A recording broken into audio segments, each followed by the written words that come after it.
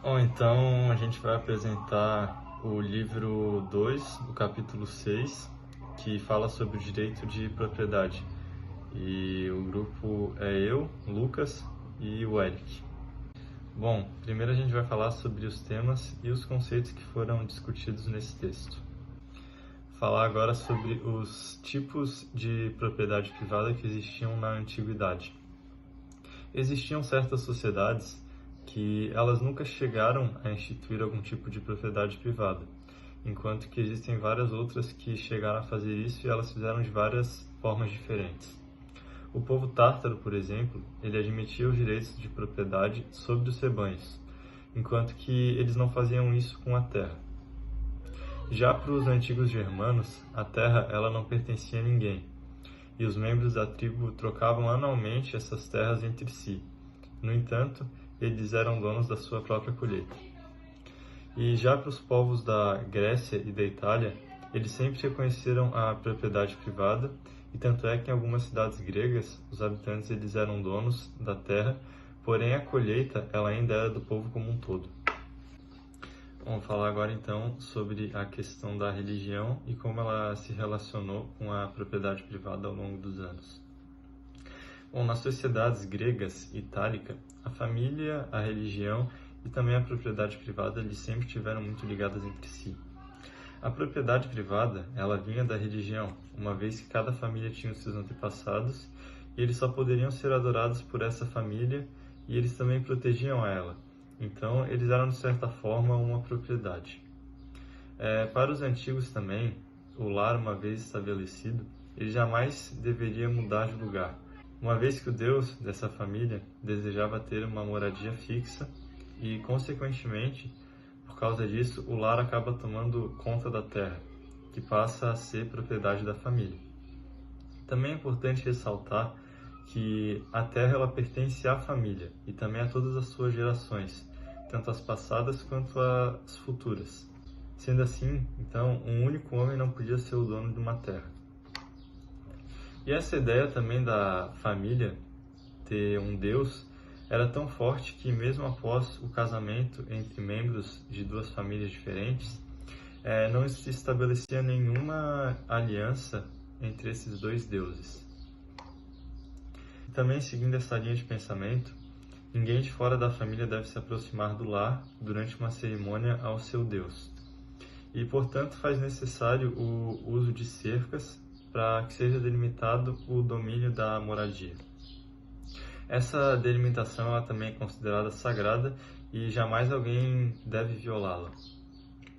E também mesmo com o surgimento de cidades, essa lógica continua a ser seguida. E as casas, por mais que agora sejam mais próximas, elas ainda não poderiam ser coladas. Ou seja, não podia ter uma única parede que pertencia a duas casas diferentes. E também para os gregos foi o lar que ensinou o homem a construir casas, já que o homem ele não deveria sair jamais da sua terra. Então, em algum momento, ele deve ter pensado em construir uma casa, um abrigo, para que ele e a sua família e as gerações futuras pudessem morar. E também tem a questão do túmulo, que ele seguia basicamente a mesma ideia do lar, já que a família tinha um único túmulo em comum, e também jamais deveriam se unir duas famílias em uma única sepultura e nem enterrar algum membro da família fora desse túmulo dela. Também cada sepultura possuía uma área de abrangência e, como a casa, ela não poderia ser unida a nenhuma outra sepultura. Em resumo, a família ela se apropria de um pedaço de terra ao enterrar os seus parentes ali, e ela acaba ficando nesse local para sempre. Dessa forma, foi a religião que de fato garantiu o direito à propriedade, e não as leis.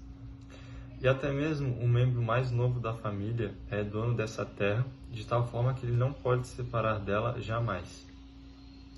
E esse pensamento era tão forte que existia inclusive uma lei romana que decretava que se uma família vendesse a sua terra, ela ainda continuava a ser proprietária do túmulo que estava presente nessa terra.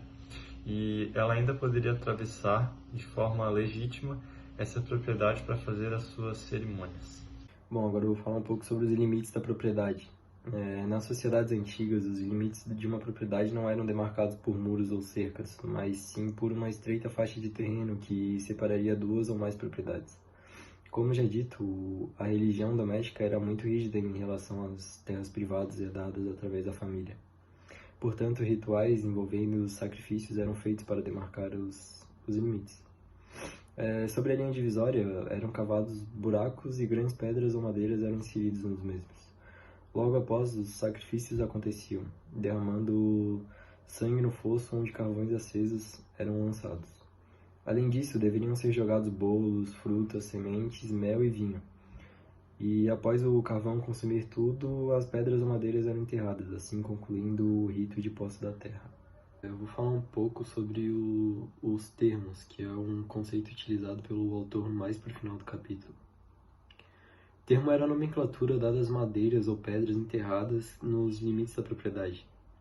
O ritual claramente tinha como finalidade tornar os termos um representante sagrado da religião doméstica, sendo que a cada ano renova-se o mesmo ato de veneração ao terreno possuído.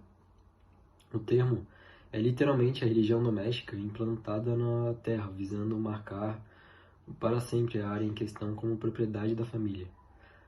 O uso desse método para a delimitação das propriedades parecia ser universal nas sociedades antigas, visto que várias delas possuíam leis ou costumes culturais de praticarem o rito dos limites sagrados.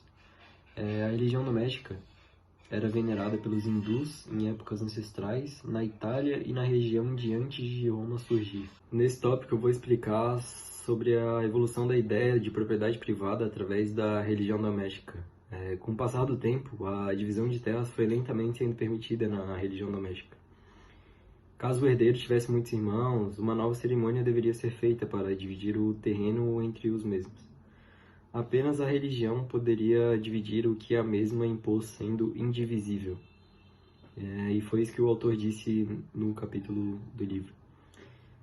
Logo após essa lenta processo de permissão, foi permitida a venda de terras também, porém ainda havia de ter pequenos rituais simbólicos que persistem com a aparência de um culto de adoração à propriedade privada. A venda de um imóvel sempre era acompanhada de um sacrifício, como uma forma de autorização da religião. De acordo com o que eu falei, a gente pode concluir que todos esses costumes e leis levaram à ideologia de necessidade de possuir terras. A religião doméstica foi a principal responsável por ensinar à sociedade o conceito de propriedade privada sobre a terra. E essa ideia foi aprendida pela civilização indo-europeia e melhorada pelos avanços sociais e tecnológicos do mundo, como a instauração do modelo capitalista e a globalização. Nesse ponto, vou mostrar alguns aspectos interessantes que percebemos no capítulo. Podemos começar falando sobre um ponto curioso que é abordado pelo autor durante todo o capítulo, que é a afirmação de que o direito de propriedade não foi garantido por leis impostas pelo Estado, mas sim por uma religião doméstica que caracterizava as terras da família como sendo sagradas. Outra questão que podemos ver no capítulo é que os romanos, na antiguidade, consideravam a terra como sendo uma propriedade eterna. Nada nem ninguém poderiam mudar o direito ao terreno que a família possuía. Além disso, a posse do terreno não era só de um homem, mas sim da família toda. É interessante ressaltar também que esse culto à propriedade era tão forte que era proibida a venda de terras em Esparta e em vários outros lugares durante esse período. O último aspecto interessante que podemos citar é o que o autor nos diz sobre a dívida. O corpo do homem responde pela dívida, mas não pela terra, porque a terra é inseparável da família, de acordo com a religião doméstica. Isso nos mostra que era proibido pagar a dívida com terras, visto que elas são sagradas. É mais fácil escravizar um homem que tirar-lhe o direito de propriedade, que pertence mais à família do que a ele próprio. Vamos falar agora também um pouco das relações contemporâneas que a gente pode fazer com esse tema. E a primeira delas é sobre os indígenas. Bom, a gente sabe que os indígenas que viveram ou ainda vivem em solo brasileiro, eles não tinham exatamente essa visão que foi dada sobre a terra como propriedade privada. E apesar disso, eles ainda possuem um vínculo muito forte com a terra e também têm relações com ela. E, lamentavelmente, milhares dessas pessoas perderam seu espaço durante a colonização nas Américas. E o que é, de certa forma, contraditório, uma vez que certos povos europeus viam como inaceitável, em um passado até não muito distante, a venda ou a tomada de uma terra que já pertencia a alguma família. Apesar disso, teve toda a questão do etnocentrismo que foi mais forte e acabou que, infelizmente, milhões de nativos foram mortos e expurgados das suas terras. Também é interessante o fato de que antes mesmo de os portugueses se estabelecerem propriamente na terra que hoje chamamos de Brasil, eles já haviam demarcado e doado as terras para outros europeus por meio das capitanias hereditárias. E eles negligenciaram também completamente o fato de existirem povos que já habitavam essas regiões e também possuíam as suas terras lá. E também, só para se ter noção, segundo a FUNAI, em 1500 haviam mais de 3 milhões de indígenas no Brasil, e porém esse número ele foi reduzido para apenas 70 mil em 1957. Mas, felizmente, nos tempos modernos existem mais de 800 mil indígenas do Brasil. E também tem esse mapa aqui no slide que mostra as terras indígenas hoje no país, e são poucas, né, se comparado inicialmente, que antes de chegarem os portugueses basicamente era tudo dos indígenas, né? Então é uma diferença bem grande aí. E também agora, nos tempos mais modernos, o exemplo mais marcante que a gente tem dessa violação sobre o território alheio pode ser visto no continente africano, cujas demarcações dos países atuais elas foram designadas pelos países imperialistas, que eles acabaram desconsiderando praticamente toda a barreira cultural e espacial dos povos que já viviam nesse território. Esse recorte do continente ele também levou à tragédia humanitária mais emblemática da região, que foi o genocídio de Ruanda em 1994, então é bem recente. E ele foi causado justamente por conflitos gerados pelos países imperialistas.